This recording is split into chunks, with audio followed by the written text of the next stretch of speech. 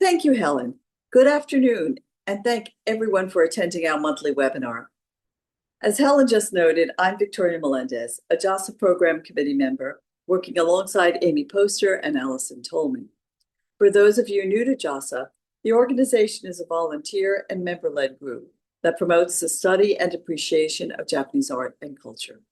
In addition to having the opportunity to attend in-person events and trips, our members also receive a copy of the beautiful and scholarly JASA publication entitled Impressions, which is published twice per year. Now, without further ado, please allow me to introduce today's speaker, Dr. Jeannie Kenmotsu, the Arlene and Harold Schnitzer Curator of Asian Art at the Portland Art Museum, a position she has held since 2020. Dr. Kenmotsu earned a PhD at the University of Pennsylvania, where she trained as a specialist in the art of Edo period Japan. Her curatorial interests include contemporary Asian art, the international reception of Japanese prints, and creative practices of the diaspora. Her research has been supported by the Andrew W. Mellon Foundation, the Japan Foundation, and Blakemore Foundation, amongst others. This past September, she opened a major special exhibition on the artist Yoshida Chizuko, which was awarded a grant from the Institute of Museum and Library Services at the highest funding level.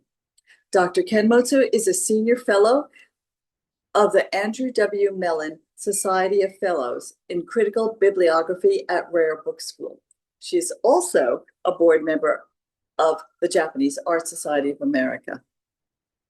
Today, Dr. Kenmotsu will speak about the 20th century painter and printmaker, Yoshida Chizuko, and the current exhibition at the Portland Art Museum. Many works in the exhibition comprise a major planned acquisition from the Yoshida family estate, joining the museum's exceptional holdings of 20th century Japanese prints, which are considered one of the most significant collections in the country. Thank you, Dr. Kenmotsu. Thank you so much, Victoria, for that kind introduction. It is truly a pleasure to have a chance to speak in this forum about an artist well deserving of our wider attention. I'm thrilled to introduce a special exhibition now on view in Portland, Oregon, the first major retrospective to focus on the groundbreaking 20th century painter and printmaker Yoshida Chizuko. Before I begin, I'd like to offer a bit of context for the show. Asian art has been central to the Portland Art Museum's collections and exhibitions for over a century. Japanese prints were featured in exhibitions as early as 1905.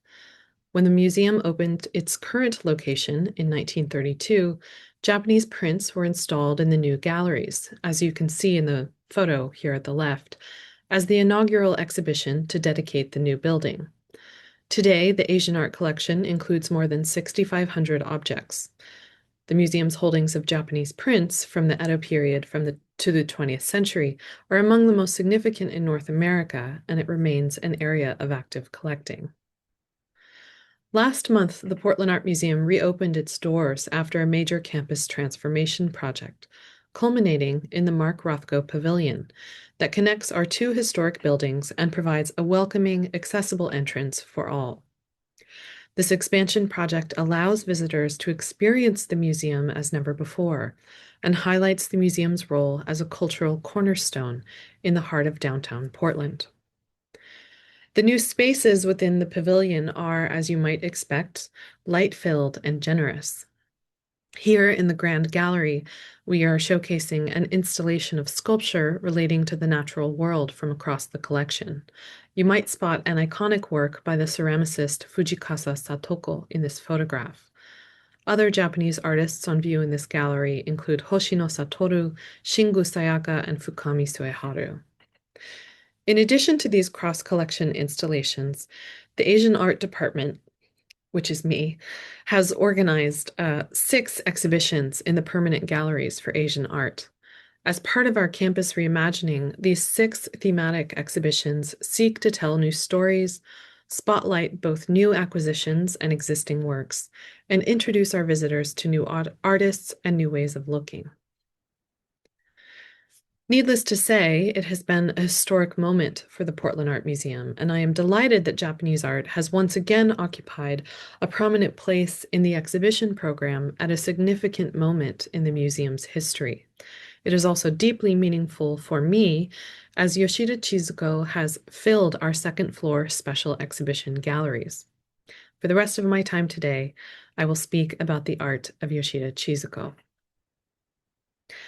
The late 1940s was not the easiest time to launch an artistic career in Japan. The nation was grappling with the trauma of the Pacific War, and under the American occupation, wartime shortages continued for artist materials such as canvas and pigments. Nevertheless, in the early post-war years, artist Inoue Chizuko made remarkable inroads in the male-dominated, often conservative art establishment. This was an exceptional achievement for a young woman painter. Passionate about finding her own style of radical modernism, she sought new modes of personal expression in abstraction.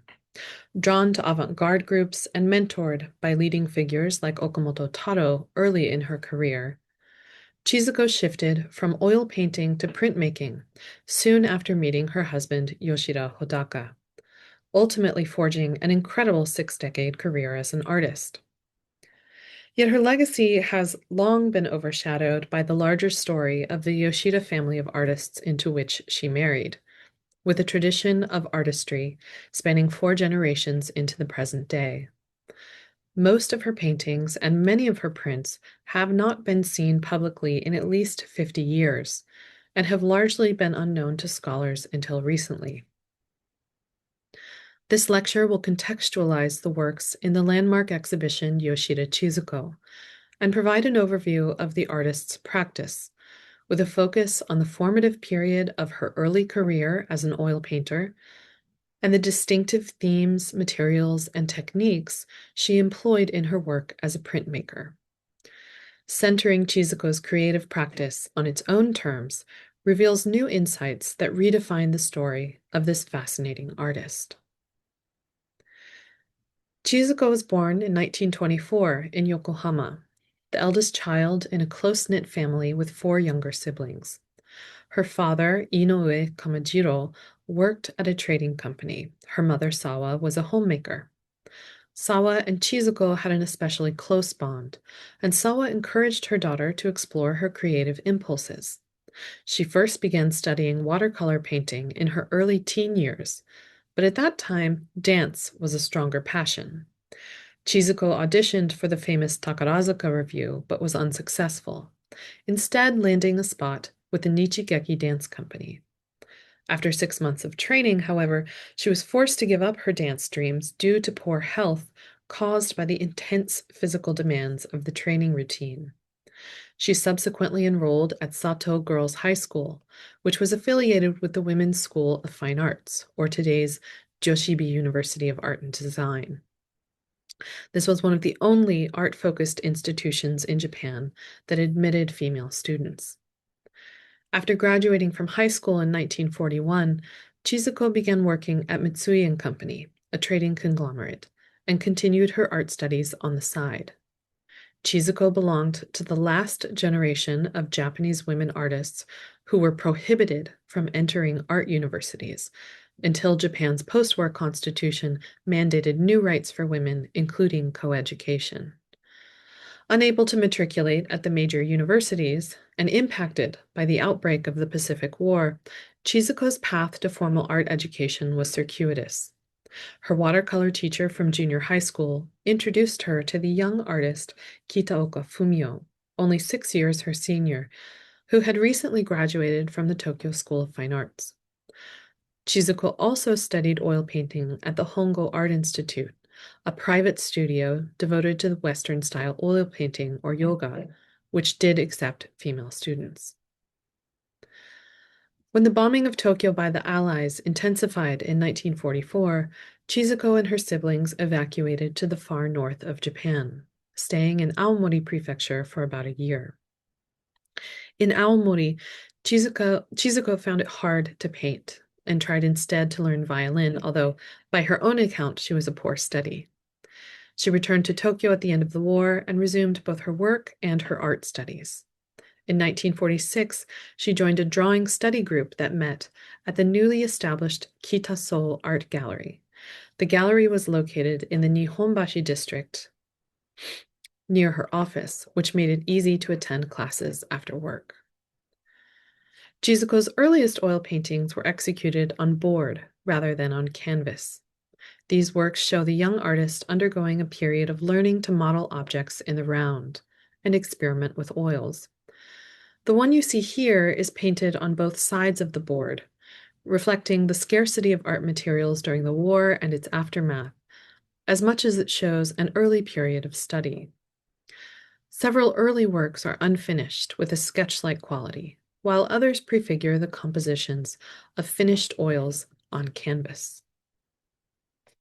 Still Life from 1947 is the earliest dated work in the exhibition. It depicts 5 green apples and a tall ceramic wine bottle on a blue tablecloth. The painting suggests the influence of her teacher, Kitaoka, is still present in its strong color and textured brushwork, but it also reveals Chizuko's nascent interest in figurative abstraction. Certainly, realistic depiction was not able to hold her interest for long. She wrote in her diary in 1948, quote, "Things can't stay as they are. There has to be a different mode of expression. Something new is brewing in my heart. It's so irritating to have to depict something. Aren't there wider fields to explore?" Unquote. Chizuko was not alone among young artists chafing at the boundaries of their artistic horizons, particularly those interested in abstract painting. In Japan, it was still relatively novel to see abstraction in public exhibitions in the late 1940s. Chizuko was thus quite courageous when she submitted her paintings Song of the Sea and My World to the Pacific Painting Society's annual exhibition in 1949, and elated when they were accepted. Art societies at this time were still a crucial vehicle for Japanese artists to display their work and form a public reputation.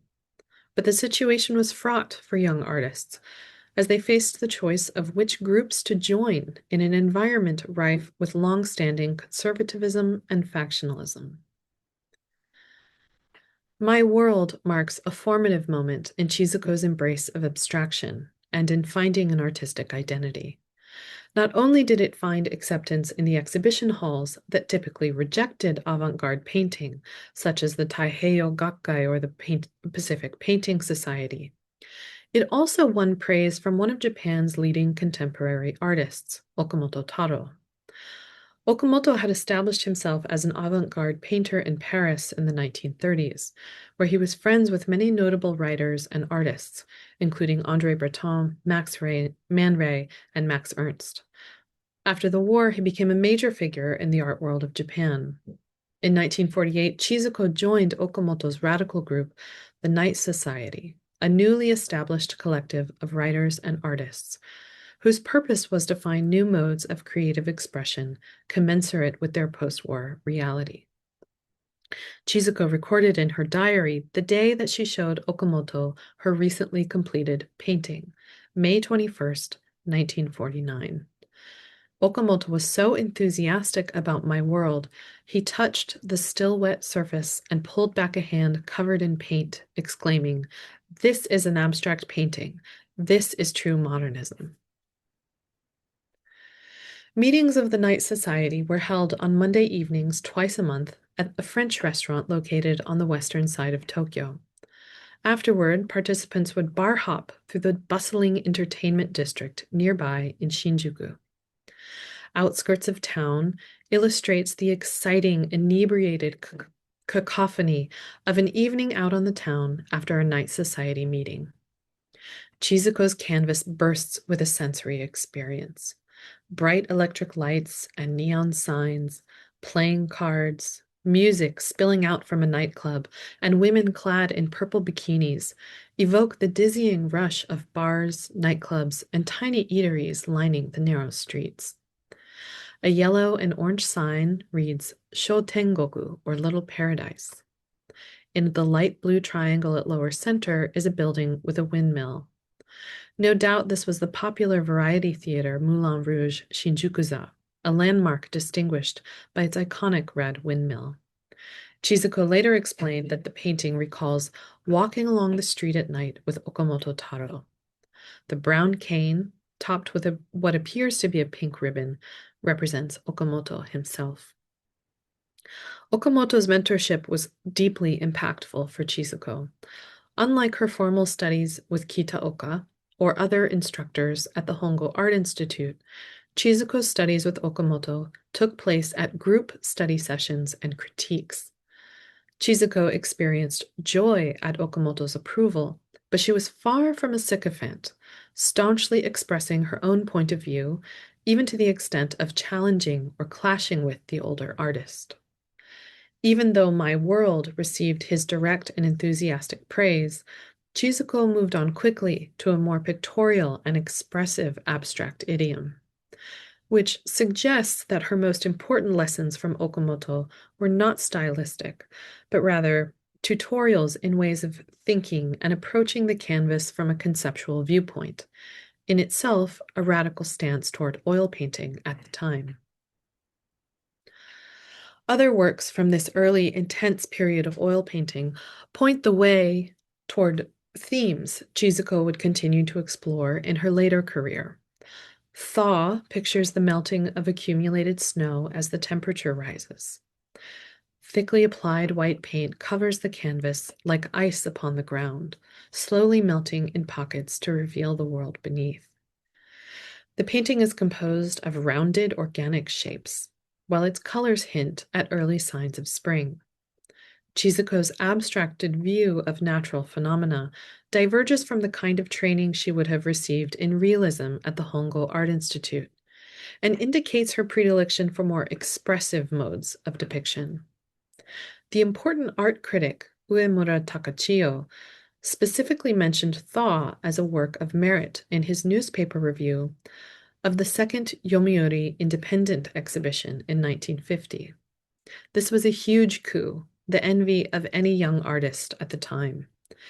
Chizuko's elation was quickly undercut by dismay, however, when her younger brother Yoshimichi visited the exhibition and discovered that his sister's painting had been vandalized, with a red line scrawled across the surface.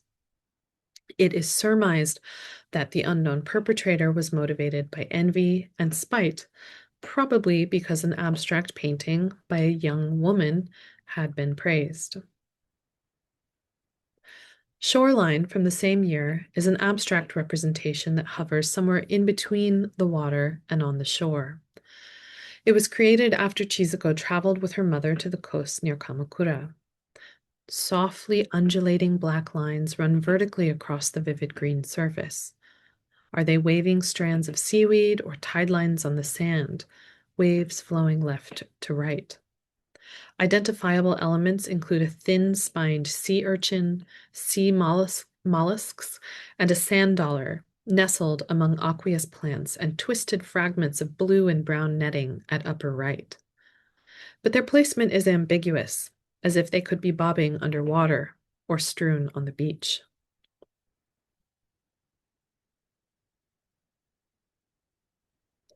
Around this time, Chizuko met the Yoshida family of artists.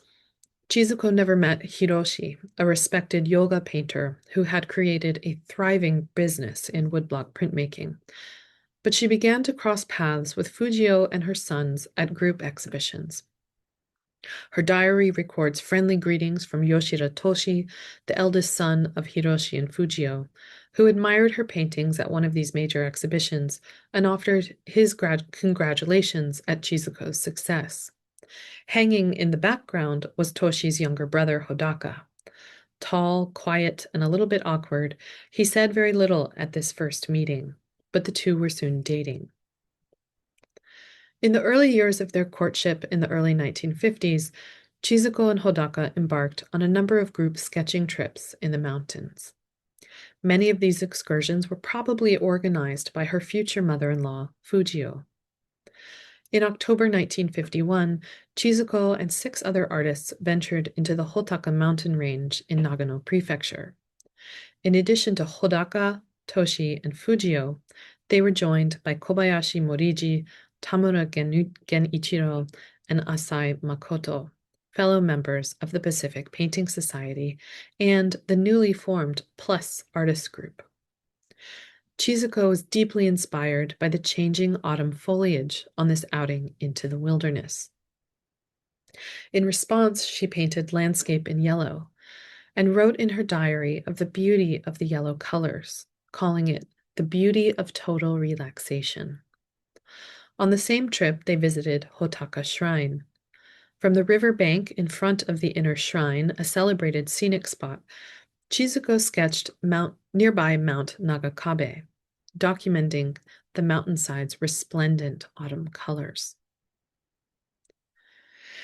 Chizuko herself was hardly a mountaineer, but her landscapes based on these sketching trips evince an acute appreciation for the natural world around her. At the same time, we can observe the effort to reconcile plein air sketching with the colorful, abstract style that was already her preferred mode of oil painting. Poppies, an undated canvas, probably dates from this same period of experimentation with simplified forms. In this previously unknown painting, Chizuko draws close to her subject, a patch of blooming poppy flowers. Their forms are reduced to the most essential elements: bright pink petals open to the sky, above nodding stalks and pale green leaves. Her approach to this kind of abbreviated figuration was nevertheless bold and dynamic. The canvas is entirely filled with color, thick yellow outlines punctuating shades of green. Later woodblock prints display the same combination of reduction, dynamism, and vibrant color. In fact, around the same time, Chizuko's world was opening up to the medium of printmaking. Probably the initial contacts came through her former teacher, Kitaoka Fumio, who had become involved with modern printmaking study groups led by the important artist Onchi Koshiro, the leading figure of the Sosakuhanga, or creative print movement, which valued individual creativity of the artist, in contrast with traditional printmaking models that divided labor between designer, carver, and printer. Onchi sought to foster a new generation, and by February 1950, Chizuko had entered his orbit, alongside Hodaka, who had also become interested in the medium. The major shift to printmaking did not occur until 1953, however, soon after Chizuko and Hodaka married. The earliest print in the exhibition was created after the couple's honeymoon to Kyoto and Nara. It depicts the garden of the Buddhist temple Tenryuji. Although the print itself is quite small, we see Chizuko developing her facility with the medium and growing confidence in her use of separate color blocks. Within a few months, Chizuko embarked on woodblock printmaking in earnest, creating an important series of prints that both borrows from earlier painting subjects, like rain, music, and butterflies, and inaugurates new themes related to the seasons. Some of the motivation doubtless came from the prospect of showing woodblock prints in Yoshida family exhibitions abroad. Hodaka's brother Toshi collaborated with the Japan Society in New York City to hold an exhibition of prints by the Yoshida family in 1953. The show, which included 10 of Chizuko's prints, including Tenryuji Garden, was a resounding success, and Chizuko was motivated to rapidly make more prints for a Yoshida family print exhibition organized by the Smithsonian Institution at the end of the following year. Chizuko and Hodaka also found opportunities to show their prints in Tokyo. They held a two-person exhibition at the newly opened Yoseiro Gallery in Tokyo in March 1954. The Yoseiro exhibition concentrated exclusively on prints, and thus presented Chizuko as a serious printmaker for the first time. Although she continued to paint for a few more years, nearly all of her finished works from 1956 onward are prints. Chizuko's signature series of works on mambo and jazz music from the mid-1950s are among her most energetic and striking. perhaps because it is here that she begins to break free of the format, style, and technical process of the Yoshida family studio.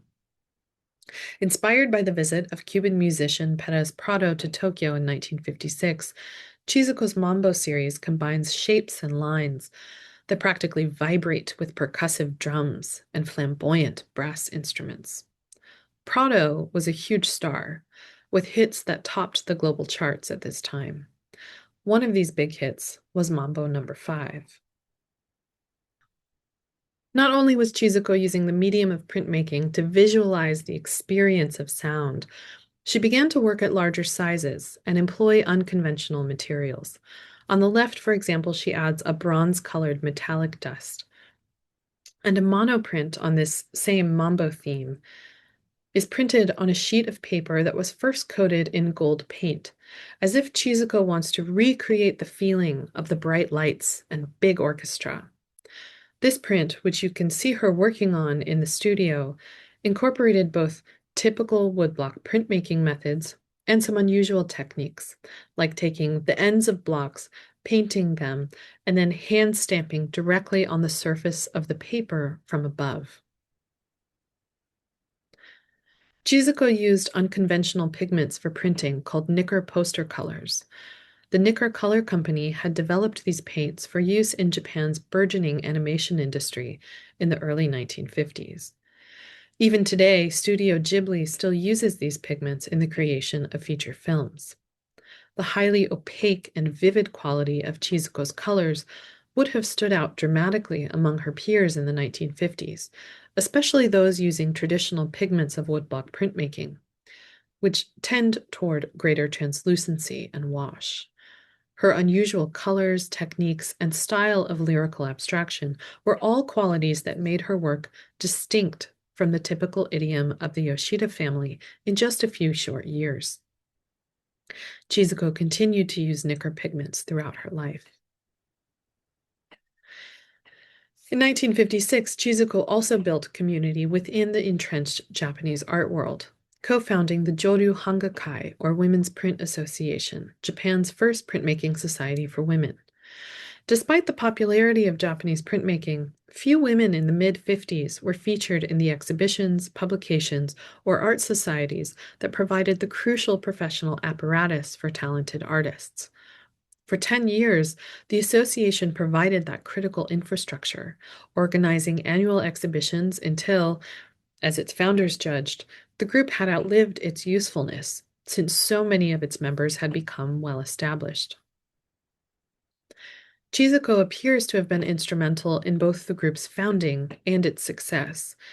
An invitation to the fourth group exhibition displays graphic design by her husband Hodaka, and a quote from Takiguchi Shuzo, an important and influential art critic whom Chizuko had asked to contribute a comment in support of the show. In 1961, about halfway through the group's run, a photo essay was published about the Women's Print Association. For the photo shoot, Chizuko positioned herself in the studio, examining a sizable work she has just pulled from the woodblock. No doubt her work with this collective was an important outlet to further define her independence and creativity beyond the well-known Yoshida family atelier.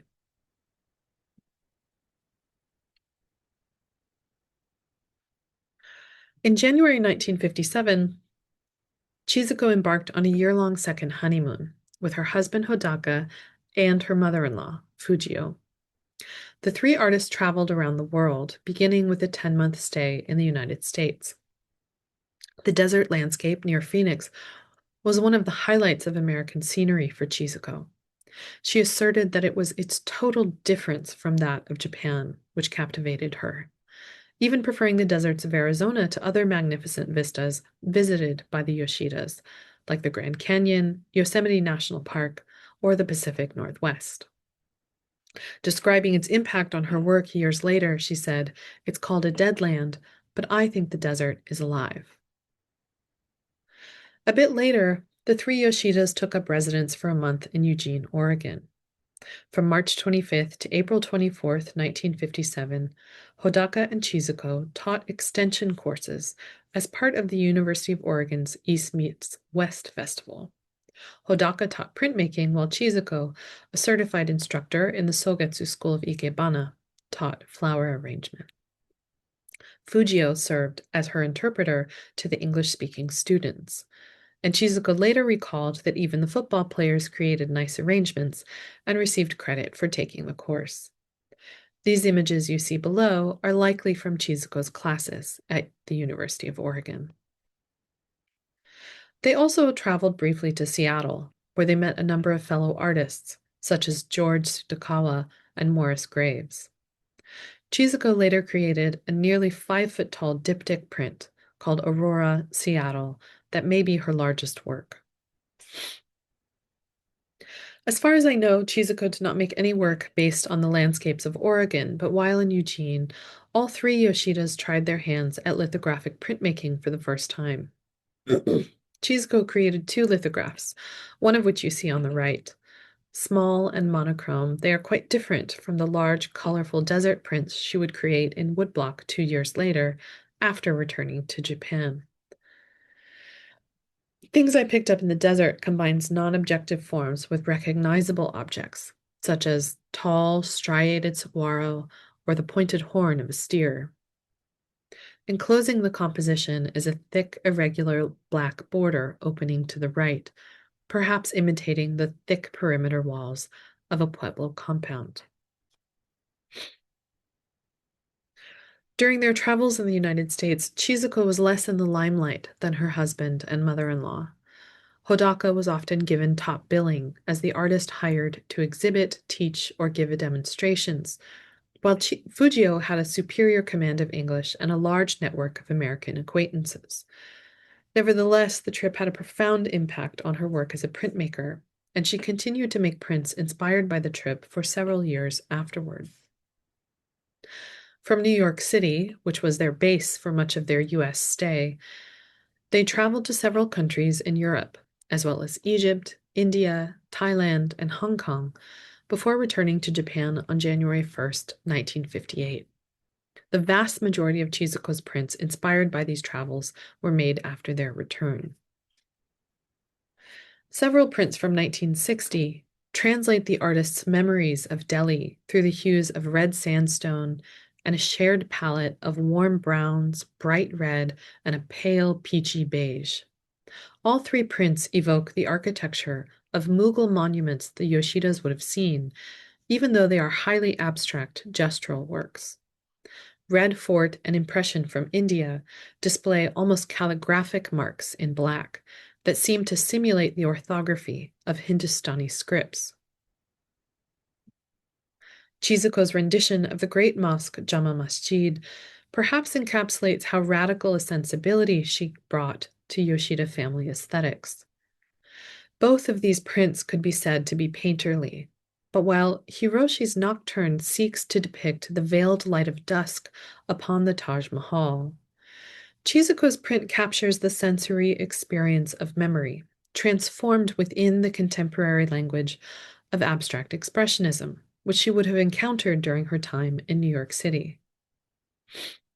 Similarly, Impression from India indicates an expressive touch in the medium of lithography.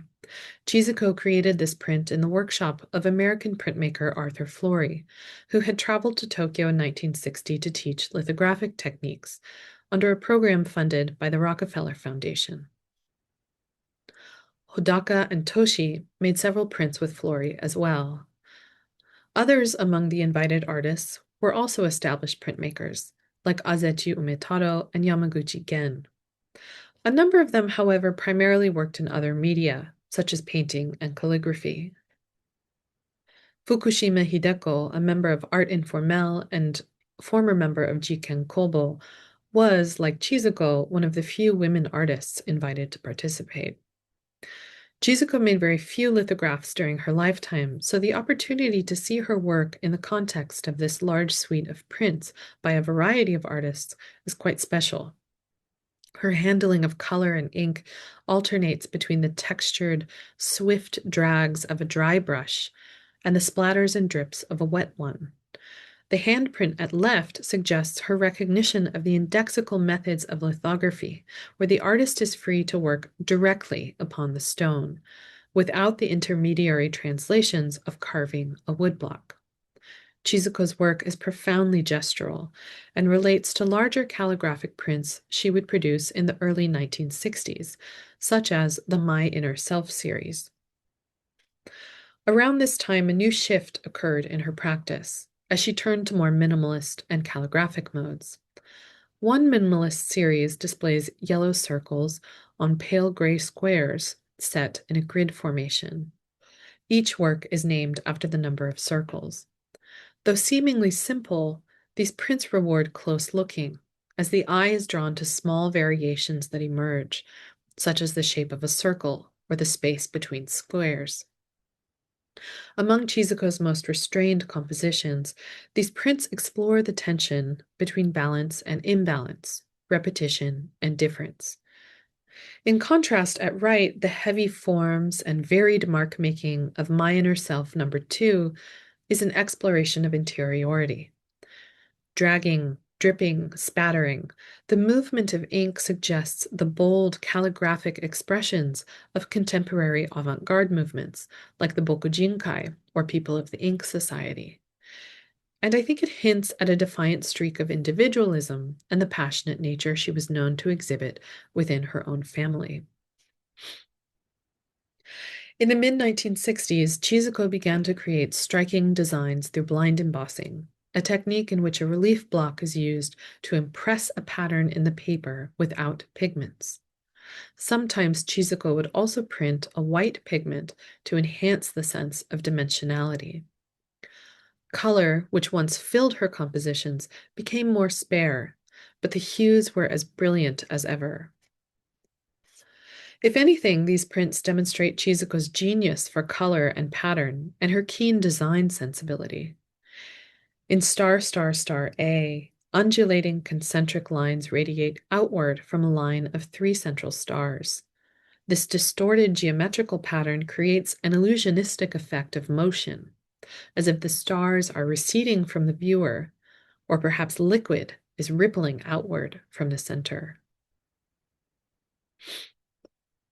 By the early 70s, Chizuko is exploring the concept of landscape in entirely new ways. Her titles make it clear that she has pictorial reference in mind, but space becomes ambiguous or compressed. Landscape in Blue was created with color woodblock printing and blind embossing. Here, Chizuko seems to be playing with flatness and depth, both in the paper itself, with the flat, unmodulated color printed below, and the heavy relief of the rolling wave form. But she also plays with these ideas pictorially. Are we seeing a landscape with a distinct horizon, a sense of depth, and perhaps a gradation in the sky? Chizuko is deliberately playing with this spatial ambiguity. Around the same time, she began to experiment with photo relief etching, often with stunning visual effects. Flower Field is composed from found images cut from magazines, which Chizuko duplicated, manipulated, and arranged in a collage of tightly packed horizontal registers. Pansies, zinnias, roses, and other flowers are repeated and overlapped, producing a simultaneous feeling of both endless abundance and overwhelming compression. Hodaka had been working with collaged, photo-based print techniques since the mid-1960s, making him an early pioneer of these contemporary printmaking techniques in Japan. Chizuko's work in this vein began later, and her photo relief etchings, for the most part, are visually quite distinct from the kind of collaged composite image Hodaka favored. Her shells perhaps come the closest to her husband's photo-etched zinc plate prints. Here she has piled up the shells like an accretion at the bottom of the seabed. Atop them lies the silhouette of a woman, blind embossed waves in the distance, and a bright neon sky above. Chizuko often went beachcombing with her family when she was younger, and seashells appeared in her work throughout her career. It may be that this work has a biographical component. Chizuko first included the silhouette of a prone woman in the earlier work Reef Sea. At right, the figure returns as part of an otherworldly underwater landscape. Where Hodaka was often occupied during this period with allegory and symbolism, Chizuko's use of photo etching cultivates new ways of attending to nature, to seeing a flower field or the surface of the sea through a fresh perspective. Butterflies remained a core motif throughout her lifetime and feature in some of her earliest paintings and prints, but become an important central subject around the late 1970s into the early 1990s. The initial impetus for her butterfly works dates to a specific moment recorded in her diary while on one of the sketching trips in the mountains when she looked up and saw a beautiful yellow butterfly. Arrested by the sight and its momentary fleeting beauty, Chizuko returned to the butterfly as a subject repeatedly, including oil paintings and early woodblock prints from the 1950s. Her sketchbooks likewise reveal the evolving abstraction of the butterfly's form. When she returned to the subject in the late 1970s, Chizuko adopted techniques that made the production of her butterfly prints extremely time-intensive. She cut and assembled dozens and dozens of images of butterflies and moths, layering them into dense formations that create geometric swarms, which seem to be lifting and landing, pulsating and dancing. Woodblock printed color references the seasons or time of day. Here, the shades of blue and purple evoke the colors of dusk. Prints from Chizuko's late career show a mature style in which natural subjects are central. Many were inspired by travel to scenic destinations. The region near the small town of Bie in central Hokkaido is famous for its picturesque rolling hills covered in fields of flowers. During a visit there with her daughter Aomi, Chizuko observed a field of lavender swaying in the wind. The outline of the flowers is created through photo-etched zinc plates that have been inked in a gradation of color. At right, the colors start at blue at the top, then shift to green, and finally black at the bottom. Separate woodblocks provide further color and a sense of recession. The images of the flowers are far less distinct than in earlier prints, and up close, the image dissolves into a grainy pattern of pure abstraction in the far distance.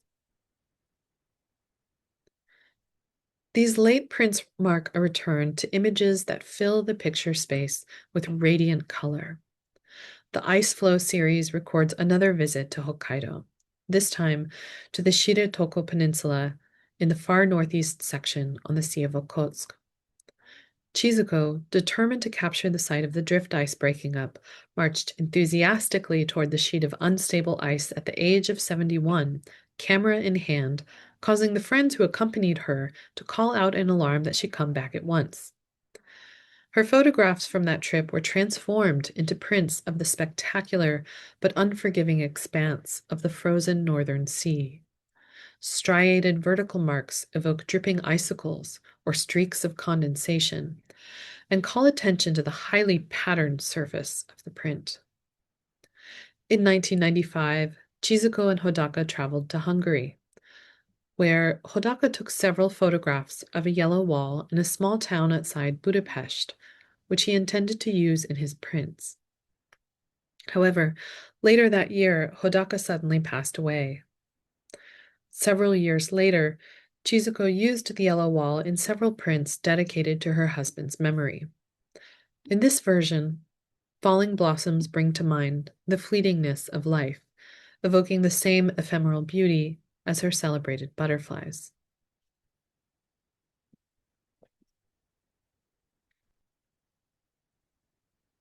Fittingly, a symbol of impermanence was the subject of the final work of Chizuko's life, Rondo.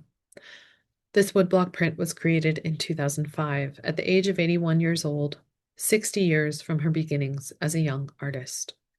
Thin horizontal streamers of color emanate from trees at right. At upper left, a roundel of pale pink blossoms seem to dance in the air, representing cherry blossoms floating in the wind, an evanescent and moving reminder of the impermanence of all things. Chizuko's extraordinary life and career have long awaited a full reckoning. My own work and our retrospective exhibition in Portland owes so much to the scholars and writers who have also sought to bring her story further forward. Among them, Chizuko's daughter, the artist Yoshida Ayomi. It has been a rare privilege to collaborate with Ayomi in the shaping of this exhibition and to work with colleagues in Japan and beyond on the publication and symposium. Next year, the fully illustrated companion publication to the exhibition will be released, offering a deeper dive into the unique story of this spectacular artist.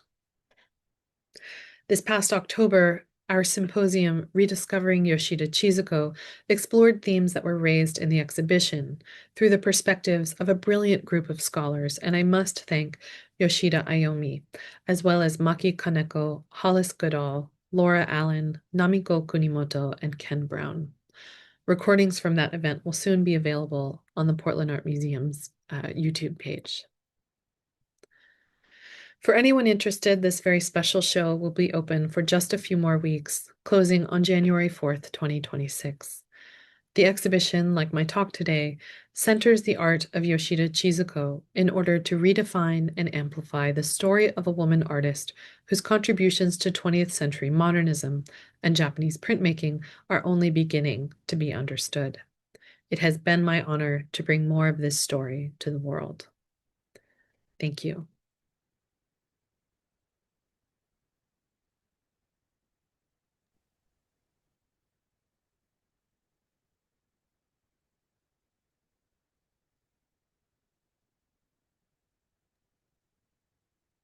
Right. Thank you so much, Dr. Kenmotsu. It was a fabulous talk. I'm so grateful for your insights on Yoshida Chizuko. There are a few questions about the show and also her work. First question was, what were your reasons for mounting this show?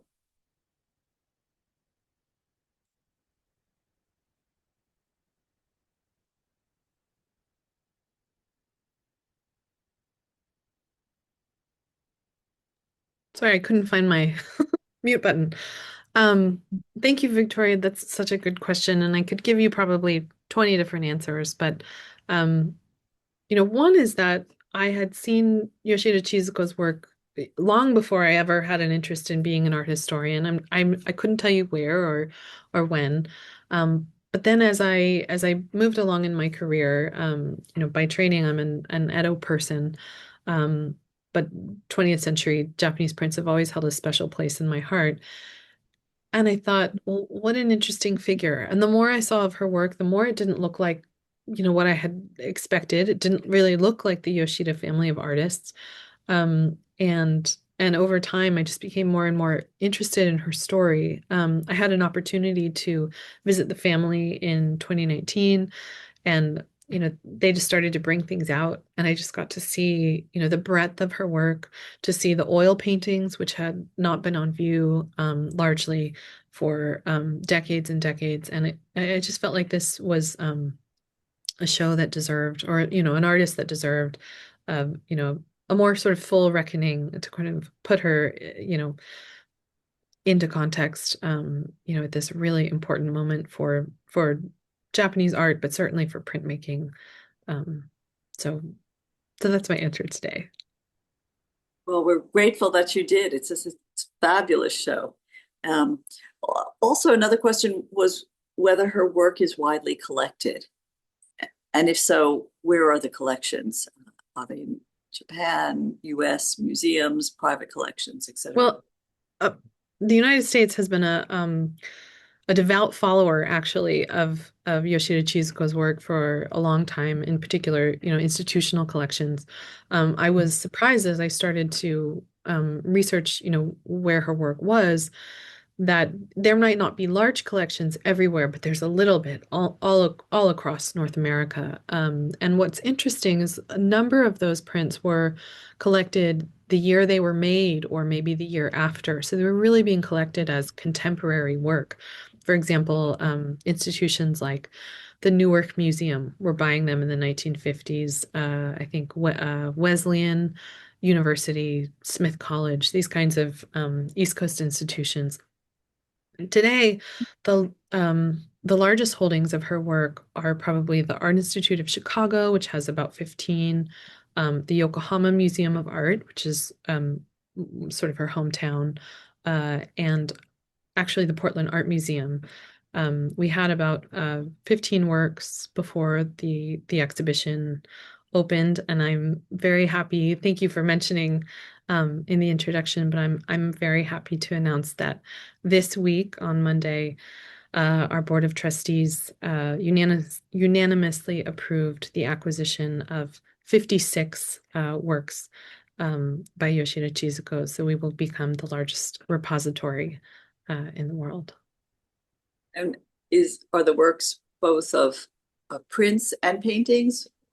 The works are only prints at this point. The reason being that very understandably, the family would like the work to be seen publicly in the modern age in Japan before they enter institutional collections. I believe that there is a show planned in 2027 in Tokyo.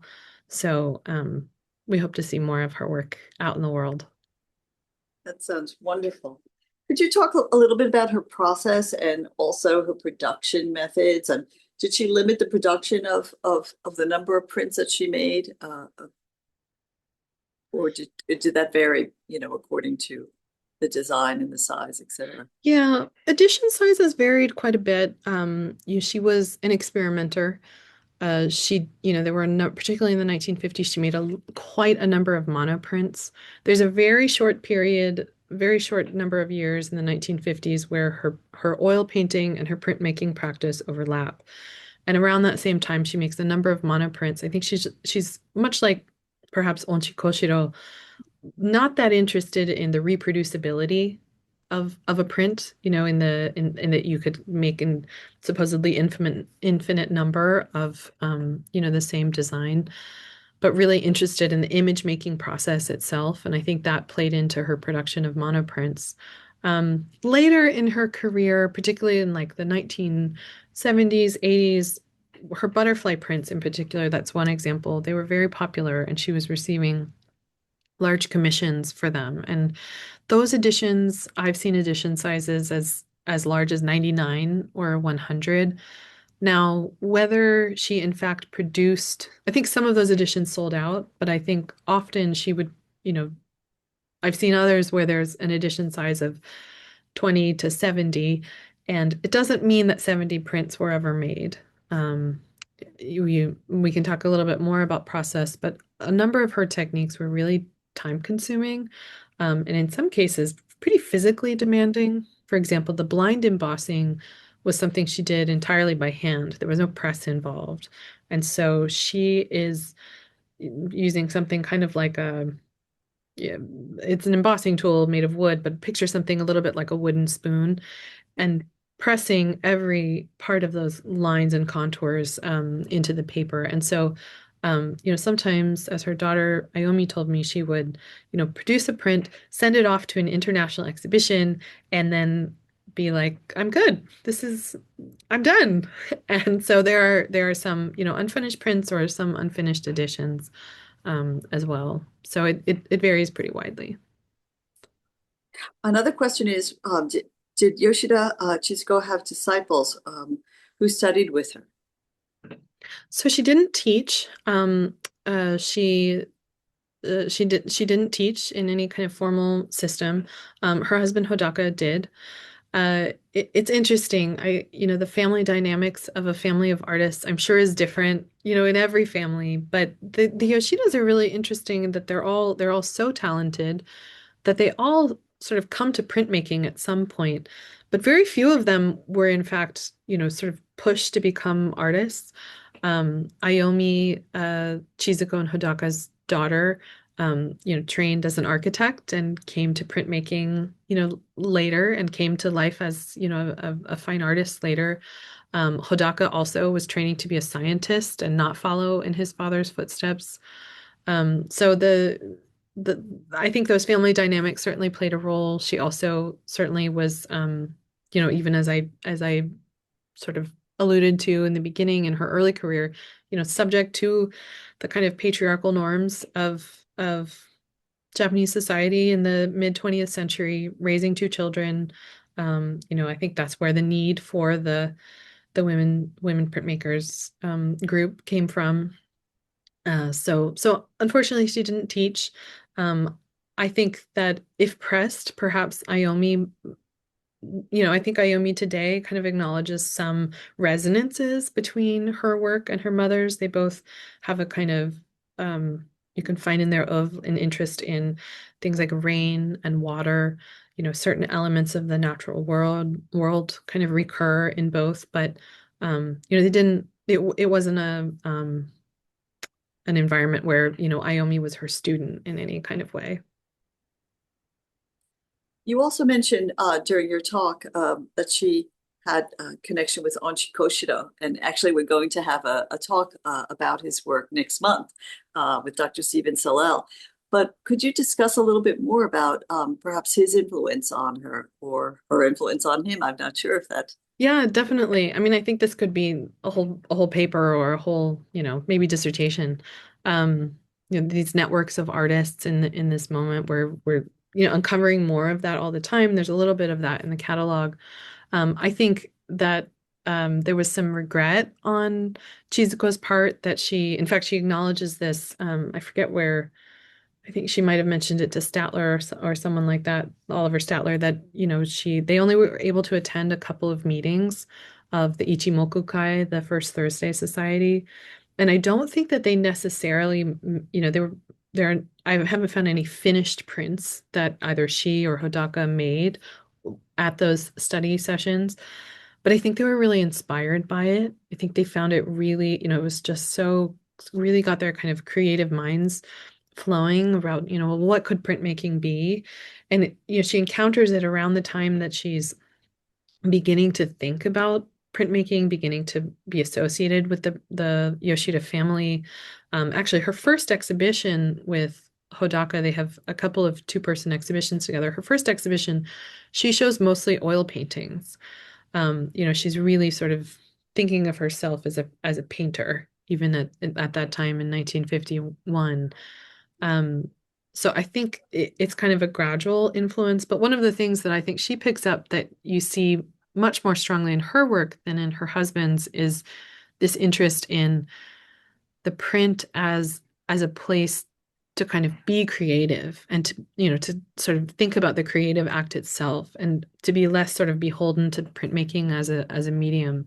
And I don't, I'm sure Hodaka was also inspired by that, but I think he would have been around this very professionalized woodblock printmaking studio, for so much of his life that I think it might have been harder to kind of absorb that in the same way. So you see less in his work from around this time of what she's doing, where you see things like scraps of lace might be used, or pieces of string, or what looks like sort of a crumpled piece of fabric.